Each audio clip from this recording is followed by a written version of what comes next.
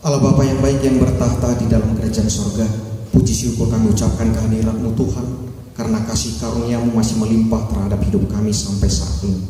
Bapa, sebentar kami akan mendengarkan sebagian dari sabda firman-Mu. Kiranya buka hati dan pikiran kami, agar firman-Mu mampu berada di dalam diri kami, agar kami juga mampu menjadi buah dan terang dunia. Terpuji termuliakan nama-Mu, melalui Kristus Yesus kami berdoa dan mengucap syukur. Amin. Bapak Ibu saudara-saudariku yang terkasih di dalam nama Tuhan kita Yesus Kristus, firman Tuhan yang sampai pada kita di minggu ketiga setelah Trinitatis ini terambil dari kitab Kolose, pasal yang ketiga ayat 18 dan diakhiri di ayat yang ke-21. Maka beginilah firman Tuhan.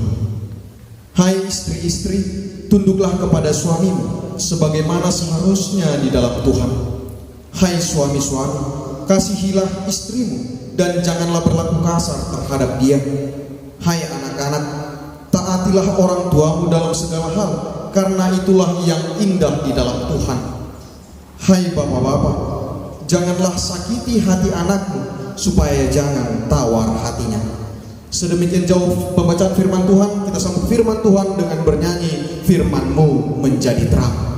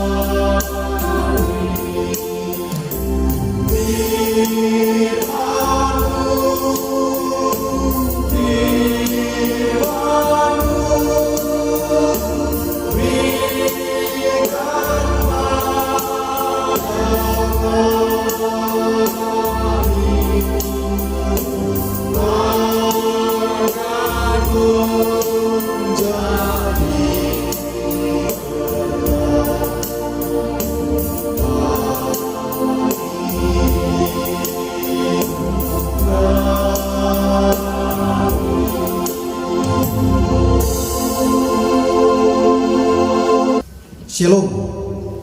Bapak Ibu saudara-saudariku yang terkasih di dalam nama Tuhan kita Yesus Kristus. Tema yang sampai pada kita di minggu ketiga setelah Trinitatis ini adalah membangun keluarga bahagia. Ketika kita berbicara tentang membangun keluarga bahagia, tentu kita juga akan berbicara tentang harapan, impian, keinginan, dan cita-cita setiap kita manusia. Termasuk muda-mudi yang mungkin saat ini akan memulai membangun keluarga atau rumah tangganya sendiri. Dan untuk membangun keluarga bahagia bukanlah hal yang mudah. Tidak semudah ketika kita mengucapkan, dan tidak semudah ketika kita membalikkan telapak tangan. Mengapa? Buktinya banyak sekali keluarga Kristen yang hancur berantakan. Banyak sekali keluarga Kristen yang broken home. Dan hanya oleh karena kehancuran rumah tangga, banyak yang menjadi korban. Dan tidak hanya sampai di sana saja. Banyak keluarga Kristen yang hancur berantakan, yang broken home, hanya karena salah menempatkan, memposisikan kebahagiaannya. Banyak keluarga Kristen yang menempatkan atau memposisikan kebahagiaannya pada harta, pada pengetahuan, pada kedudukan, pada keturunan. On mana didok hamoraon hagabion dohot hasangapa. Banyak keluarga yang menempatkan kebahagiaannya pada ketiga hal ini, pada kekayaan, kedudukan, dan keturunan. Sebenarnya hal ini bukanlah hal yang menjadi masalah, namun hanya oleh karena ketamakan, kerakusan yang ada di dalam diri manusia, sering sekali ketiga hal ini menghancurkan hubungan rumah tangga, hubungan keluarga di tengah-tengah kehidupan kita umat Kristen.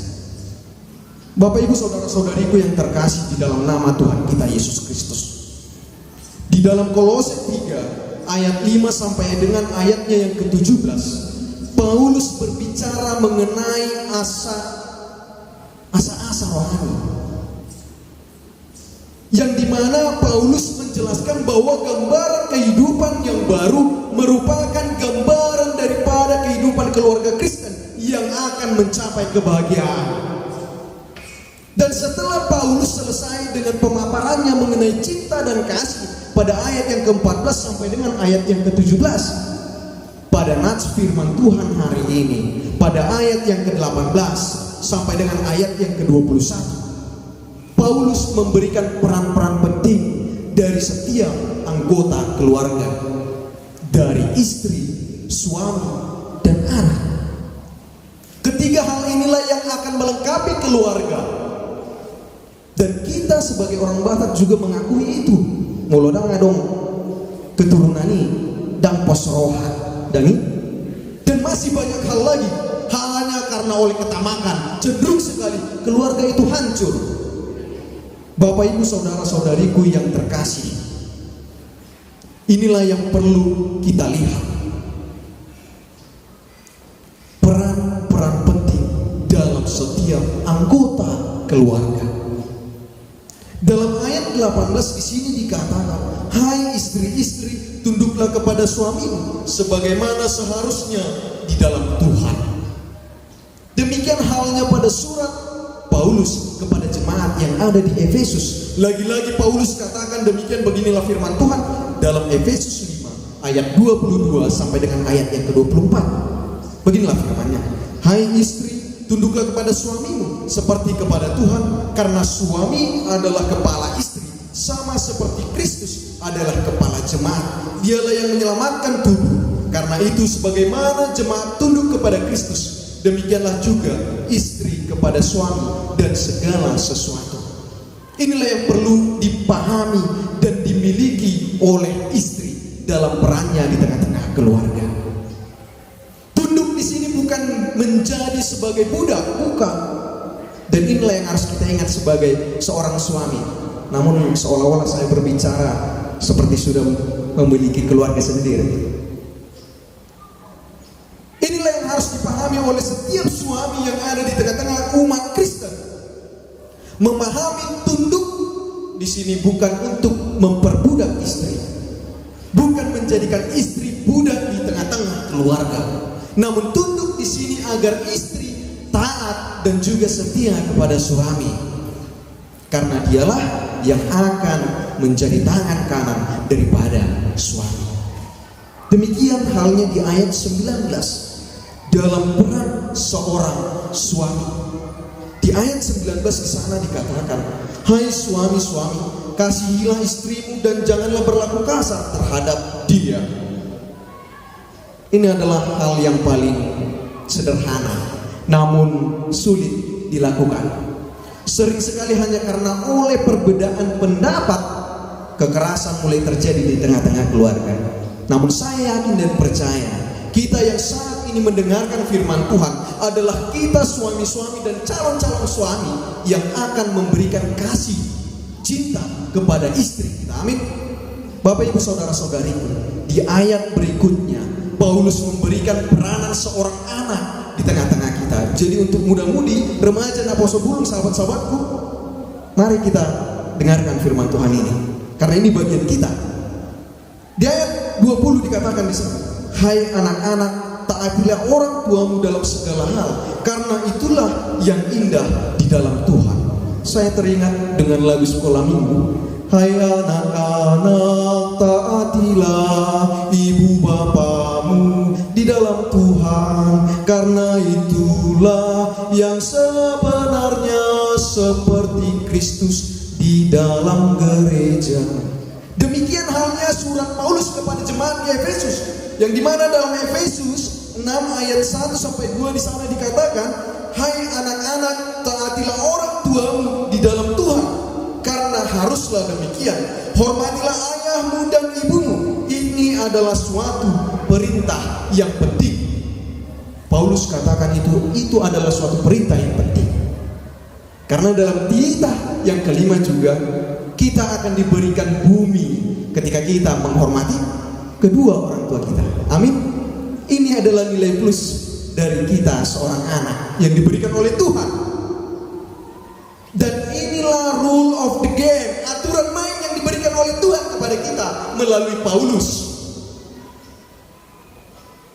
Sama halnya ketika kita ingin membangun sebuah bangunan, ingin membangun rumah.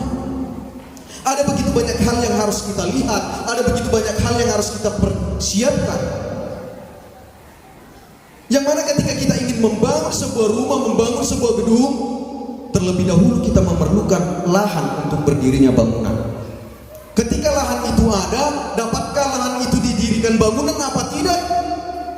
Namun ketika lahan itu dinyatakan layak untuk berdirinya bangunan, maka kita memerlukan desain, kita memerlukan bentuk bangunan. Setelah itu kita membutuhkan material-material bangunan yang lainnya, agar bangunan yang kita impi-impikan dapat terbangun. Demikianlah halnya juga ketika kita ingin membangun keluarga yang bahagia, ketika kita ingin membangun rumah tangga. Ada begitu banyak hal yang harus kita perhatikan, ada begitu banyak hal yang harus kita persiapkan, ada begitu banyak hal yang harus kita, mungkin jika perlu kita analisis. Karena ada begitu banyak hal yang penting agar kita mendapatkan keluarga bahagia. Inilah ketiga hal yang perlu kita ketahui sebagai kunci daripada kebahagiaan dari orang-orang percaya di dalam rumah tangganya. Kita mungkin akan menemui persoalan-persoalan keuangan, persoalan-persoalan anak-anak, dan mungkin persoalan pekerjaan dan yang lain sebagainya. Kita akan mendapatkan itu di dalam kehidupan rumah tangga kita, di dalam kehidupan keluarga kita. Namun kembali kepada kita, bagaimana sebenarnya kita menghadapinya. Jadi Bapak Ibu Saudara-saudari, jika kita lihat di ayat-ayat sebelumnya, sebelum pasal ayat 18 sampai dengan ayat yang ke-21 ini, Paulus katakan, cinta kasih adalah menjadi dasar yang utama di tengah-tengah keluarga. Dan Tuhan adalah nahkoda dalam rumah tangga. Jadi mari kita jadikan Tuhan sebagai nahkoda kita di tengah-tengah dunia ini, agar Tuhan yang pimpin setiap persoalan yang ada di dalam kehidupan kita. Dan ketiga hal ini harus diperankan oleh setiap kita anggota keluarga.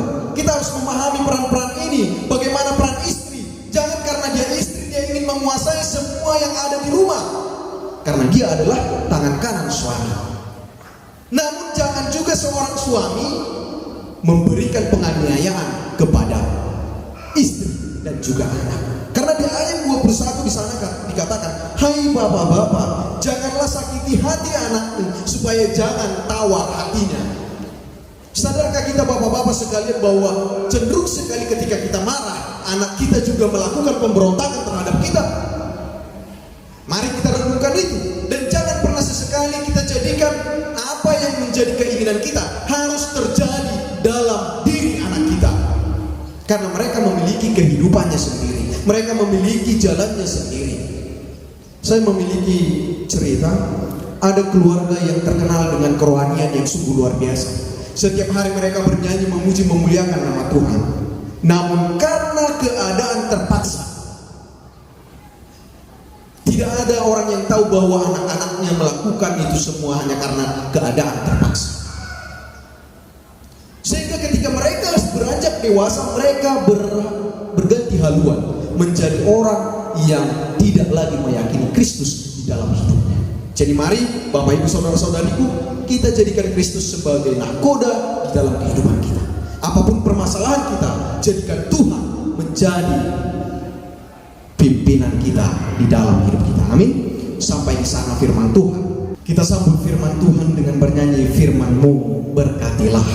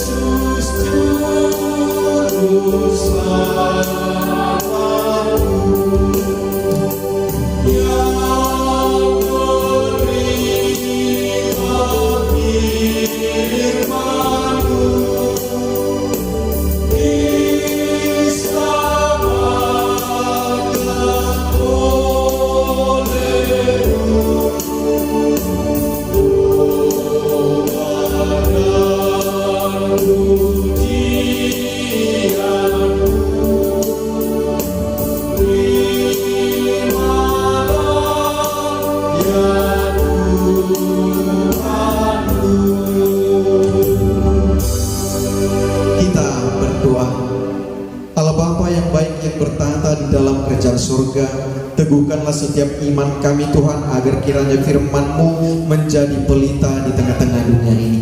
Bapa yang baik, kami yakin dan percaya Kau yang akan perlengkapi kehidupan kami, agar kami menjadi pelita di tengah-tengah gelapnya dunia ini. Terpuji termuliakan nama-Mu melalui Kristus Yesus. Kami berdoa dan mengucap syukur.